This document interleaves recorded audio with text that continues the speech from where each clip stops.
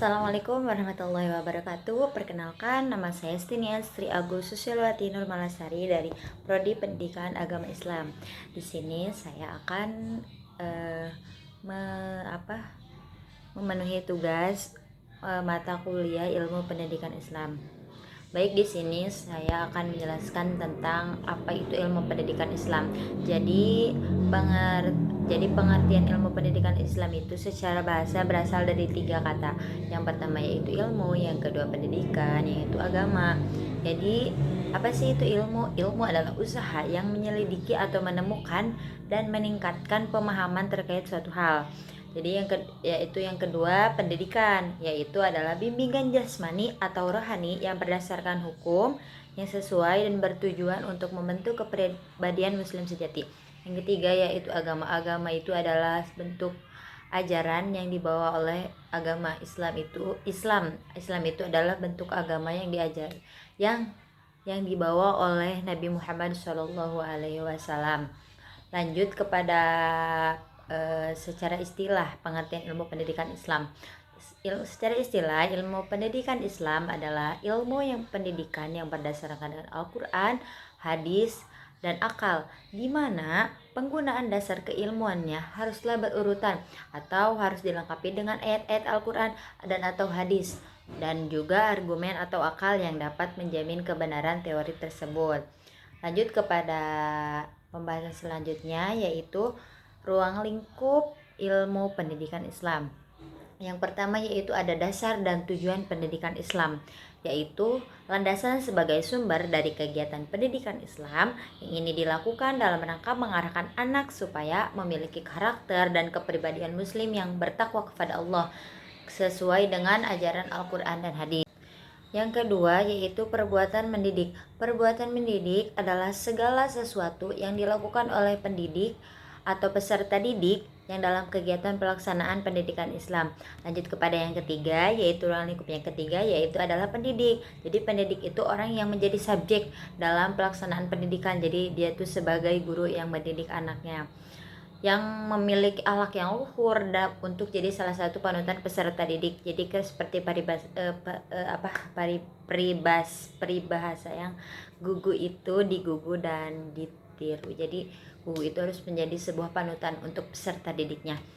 Lanjut untuk ruang lingkup yang keempat, yaitu peserta didik, yaitu adalah objek yang akan menjadi sasaran si pendidik itu sendiri. Lanjut kepada yang ruang lingkup yang kelima, yaitu proses mendidik atau pembelajaran. Jadi kegiatan belajar mengajar yang dipimpin oleh pendidik yang menyampaikan ilmu kepada peserta didik yang berisikan keutamaan beramal soleh atau ilmu yang sesuai syariat agama. Jadi mengajarkan tentang apa yang sudah diajarkan oleh Nabi atau tentang syariat Islam. Lanjut kepada ruang lingkup yang keenam, yaitu kelembagaan dalam pendidikan Islam. Jadi suatu lembaga atau institusi yang menaungi atau mengatur sistem pendidikan Islam agar terorganisir mencapai tujuan yang dicita-citakan.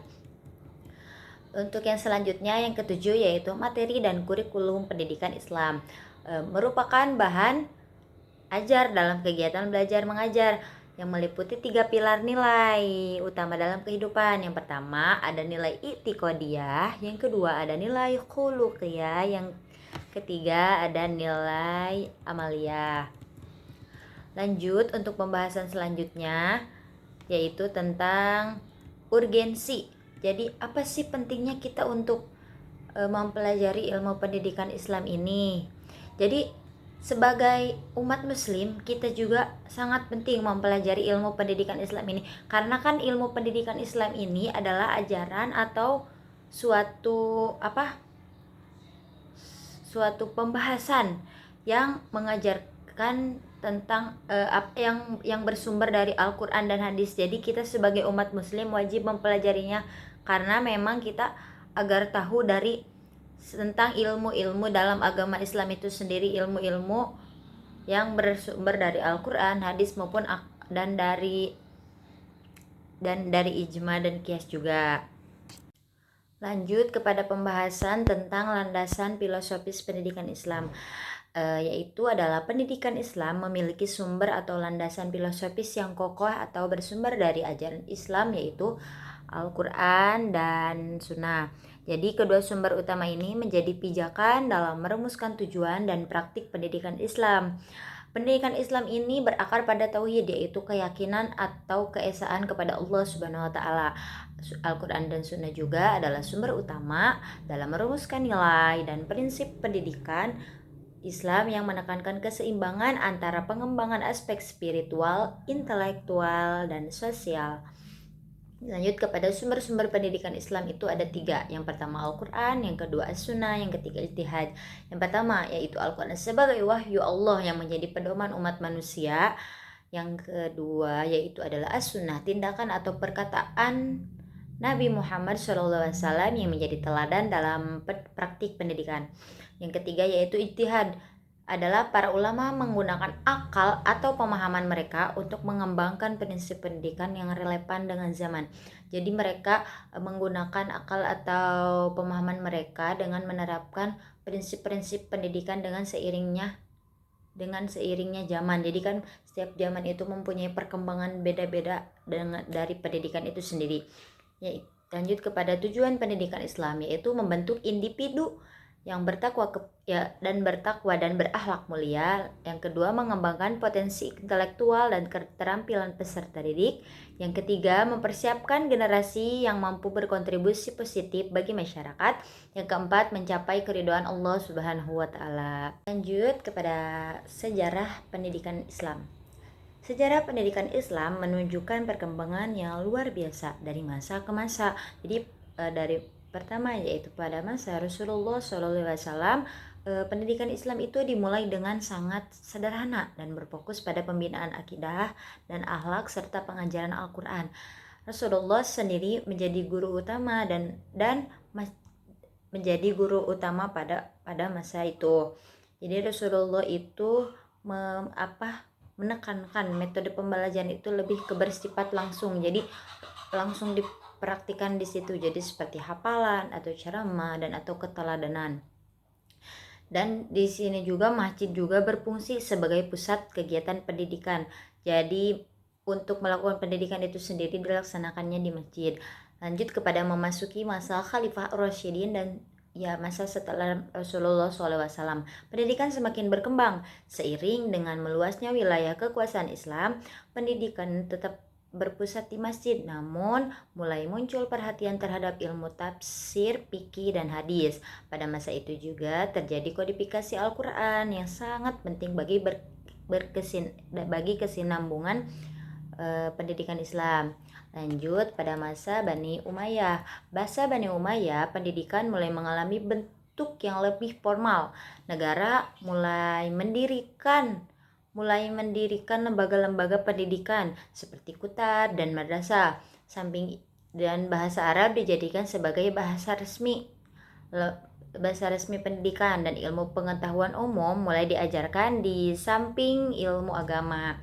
Pendidikan menjadi bagian dari sistem pemerintahan dan alat untuk memperluas dakwah Islam.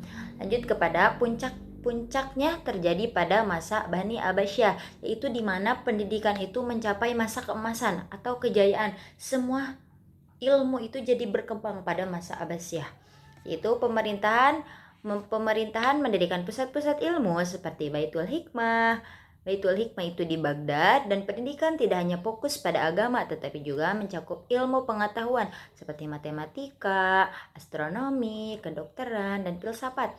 Banyak karya dari peradaban lain diterjemahkan dan dikembangkan menjadi dunia Islam sebagai pusat ilmu pengetahuan global saat itu. Jadi secara keseluruhan, sejarah pendidikan Islam mencerminkan bahwa Islam sangat menghargai ilmu dan mendorong umatnya untuk belajar. Pendidikan menjadi sarana penting dalam membentuk pribadi muslim yang berilmu, berakhlak, berkontribusi pada kemajuan peradaban. Kepada pembahasan sejarah perkembangan pendidikan di Indonesia. Yang pertama yaitu dari sejarah pendidikan Islam pada masa penjajahan. Jadi pendidikan Islam telah ada sejak masuknya Islam ke Nusantara. Namun ketika bangsa Barat datang dan menjajah Indonesia, sistem pendidikan Islam mengalami berbagai tantangan dan hambatan. Penjajah seperti Belanda, Jepang memiliki kepentingan masing-masing terhadap pendidikan, dan ini mempengaruhi eksistensi pendidikan Islam secara langsung. Yang pertama, pada masa penjajahan Portugis dan Belanda berkembang secara mandiri di tengah keterbatasan dan pengawasan ketat pemerintahan kolonial.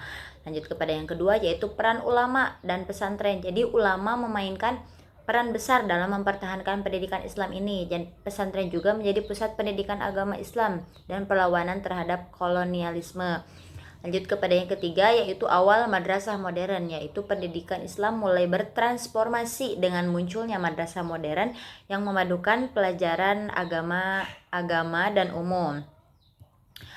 Yaitu lanjut kepada masa pendidikan pada masa kemerdekaan, tadi pada masa penjajahan, sekarang pada masa kemerdekaan, yaitu pada masa Orde Lama. Jadi kemerdekaan itu mulai pas masa kemerdekaan itu mulai mendapat perhatian dalam sistem pendidikan nasional. Jadi sudah ada ketetapan dalam Undang-Undang Dasar dan menjadi dasar pendidikan pengajaran tetap bahwa pendidikan agama diberikan kepada ke sekolah-sekolah negeri. Lanjut kepada masa Orde Baru, yaitu di bawah Soeharto menekankan bahwa modernisasi pendidikan termasuk pendidikan Islam.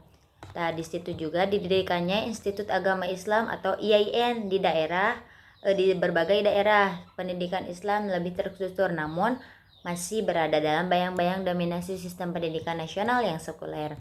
Lanjut kepada yang setelah masa penjajahan, lanjut kepada masa kemerdekaan, lanjut kepada sekarang masa reformasi, yaitu membawa angin segar bagi seluruh aspek kehidupan di Indonesia. Jadi termasuk dalam bidang pendidikan Islam. Setelah runtuhnya rezim Orde Baru, sistem pemerintahan berubah menjadi lebih demokratis dan terbuka, yaitu jadi lebih berkembang pendidikan Islam itu. Jadi kan sekarang jadi sudah masanya reformasi ya, teknologi pun sudah canggih. Jadi di sini juga banyak banyak hal yang menjadi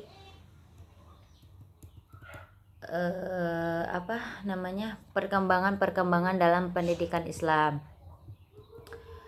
Jadi kesimpulannya, sejarah perkembangan pendidikan Islam di Indonesia telah melalui fase-fase penting, dari tekanan dari masa penjajahan, mulai diakui di masa kemerdekaan, dan hingga menjadi tempat strategis yang sistem pendidikan nasional di era reformasi. Peran ulama dalam lembaga pendidikan Islam dan pemerintahan sangat menentukan arah kemajuan pendidikan Islam ke depan. Pada pembahasan pendidikan formal, non-formal, dan informal dalam pendidikan Islam.